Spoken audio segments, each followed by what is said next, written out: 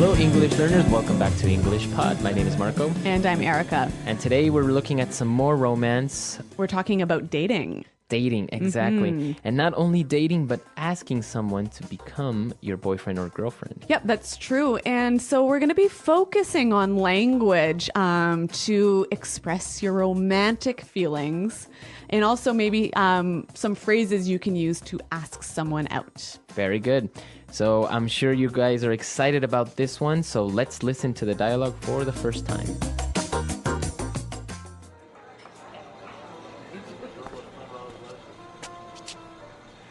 Hey, you're early. Where's everyone? Well, I told them not to come. I made a reservation just for the two of us. I thought we could have a quiet evening all to ourselves. Oh, why? Jennifer, there's something I want to ask you. Sure. What is it? Okay, here's the thing. I've always seen you as more than just a friend, and I can't take it anymore. I know you better than anyone. I know the pros and cons of your personality. I even know what side of the bed is yours. I think we would be great together, don't you? Are you serious? We've been friends for years. We can't just change that overnight. I know. I never had the guts to tell you. Until today. So what do you say? Are you willing to give me a shot?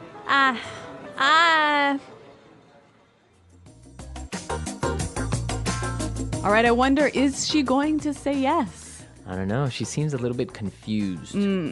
Well, I guess it's always strange when your best friend suddenly wants to be your boyfriend or girlfriend. It does happen, though. It Yep. does happen. So why don't we take a look at some of the vocabulary that was used in this dialogue to express these feelings? And let's start with Fluency Builder. Fluency Builder. Okay, so we're doing things a little differently today. We're looking at phrases and not just vocabulary words. So he used some wonderful phrases to ask her to be his boyfriend. And he started with this. Here's the thing. Here's the thing. Here's the thing. All right, that's a very strange phrase. Here's the thing. Is Yeah. it giving her something? Not quite. He's not giving her an object, but he's giving her some information. Okay, so it's a very common way to start an idea. That's right. You're about to tell the person the main problem or the main... The main piece of information. Right, so you would start with, here's the thing, and then start explaining. Okay, why don't we do an example? For example, you could say, all right, here's the thing. People don't like you. All right. Well, I hope they don't say that to me. But another example, Marco, here's the thing. We're behind in our podcasting. We have to work overtime. Okay, so the main idea. Yep. Very good. Moving on to our next phrase. He said, I can't take it. I can't take it anymore. I can't take it anymore. So he can't take it anymore. Take what? Well, why don't we find out by listening to some examples? Example 1. The man next door has been so loud. I can't take it anymore. Example 2. My boss always yells at me. I can't take it anymore. Example 3. I can't take it anymore. I'm going to quit.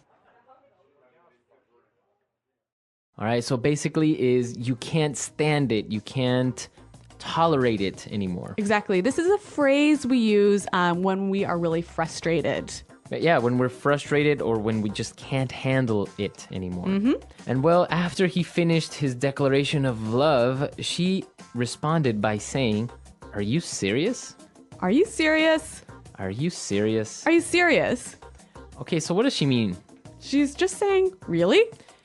Exactly. It's another way of saying really. Yep. So this is a phrase that's really, it's quite informal, isn't it? Yeah, I guess you wouldn't use it in a business context. No, and it's also something that's used mostly by younger people. Right. If you say something that's amazing or that's incredible, hard to believe, you might get this response. Are you serious? Right. So he is very serious, but he confessed that he never had the guts to tell her. Have the guts. I never had the guts to tell you. I never had the guts. All right, so to have guts. That's to be brave. To be brave, courageous. Yep. So we have some examples of how we would use guts in different situations, so let's listen. Example 1. I don't have the guts to go skydiving. Example 2. I don't have the guts to give a speech. Example 3. I've never had the guts to say no to my boss. All right, so to have the guts to do something. Hey, but Marco, this word guts, it's an interesting one. Yes, it is, because guts can also mean your internal organs. Like your stomach and your intestines and your lungs. Exactly. Those are your guts. Yep. So when you have guts, you're really brave. Exactly. You're courageous. All right, very good. Why don't we listen to the dialogue for the second time? We're going to slow it down a little bit, and we'll come back and look at some phrases and putting it together.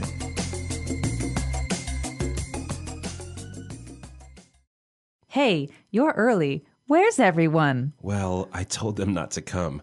I made a reservation just for the two of us. I thought we could have a quiet evening all to ourselves. Oh, why? Jennifer, there's something I want to ask you. Sure. What is it? Okay. Here's the thing. I've always seen you as more than just a friend, and I can't take it anymore. I know you better than anyone. I know the pros and cons of your personality. I even know what side of the bed is yours. I think we would be great together, don't you? Are you serious? We've been friends for years. We can't just change that overnight. I know.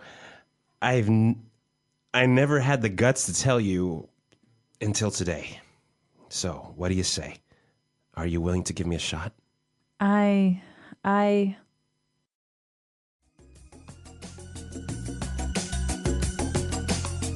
All right, so that's a little bit clearer this time. But while I was listening, I noticed that there's some more great phrases that you can use together with different words. So let's look at those now and putting it together. Putting it together. All right, let's take a look at the first one. He said, I made a reservation just for the two of us. The two of us. Just the two of us. So just the two of us.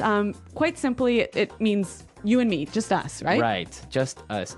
So why is this phrase important? I think it's a great way to show the idea of only us, right? Right. And we can use it together with any number we want. So what about the four of us? Just the four of us. Okay. Just the 8 of us. Okay. So it suggests the idea of only us. You know? Okay. So he made the reservation just for the two of us because he thought they could have a quiet evening all to ourselves. All to ourselves. All to ourselves. All to ourselves. If you have something all to yourself, or we have something all to ourselves, We have that thing all alone. We don't have to share it. we don't share. Very Yeah. good. So I guess you can say my parents are out of town, so I have the apartment, I have the house all to myself. Or even, she wants to eat the cake all to herself. Very good. So that's a very good phrase. And you can use it with any pronoun. Well, so the guy is explaining that I've always seen you as more than just a friend. I've always seen you as. I've always seen you as. So basically is the perception or the way you consider that person. The way you think about that person. So I can say, I've always seen you as a good friend. I've always seen you as a leader. Okay, so our last phrase is also the last thing we heard in the dialogue. He said, are you willing to give me a shot? Are you willing to give me a shot? To give me a shot. Give me a shot. All right, I think we have some more examples of how we could use give me a shot in different situations, so let's listen. Example 1. I know I can do this drawing better. Just give me a shot. Example 2. The HR manager wasn't going to hire me, but he decided to give me a shot. Okay, so when you give someone a shot, you take a chance, right? Give that person or give an opportunity. All right, so we don't know if she will give him a shot or not, but why don't we listen to the dialogue once more to hear these phrases in action?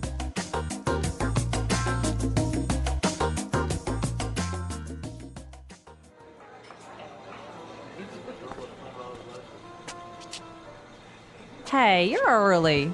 Where's everyone? Well, I told them not to come.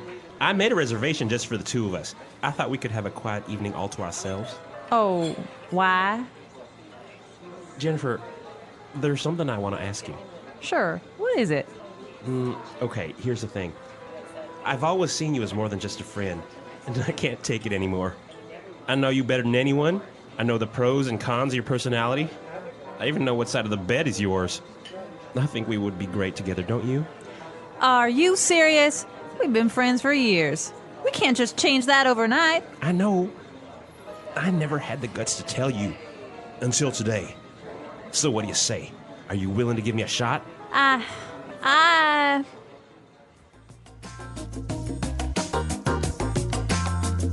All right, so an interesting dialogue, and it opens up a cultural point. That's right.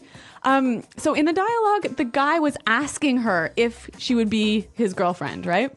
Right, but I guess it's not very common among adults, at least. Yep. In English-speaking countries.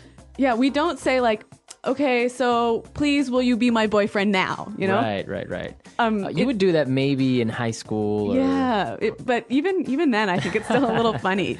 I think for us, when we start to have romantic relationships, it just sort of happens naturally, right? Right. You never really have this conversation, will you be my boyfriend? Right, I guess afterwards you just start talking about other things which you just consider that you guys are already boyfriend and girlfriend. Yeah. But there's no official starting point. Yeah, there's no official point that says, okay, now we are boyfriend and girlfriend. Yep.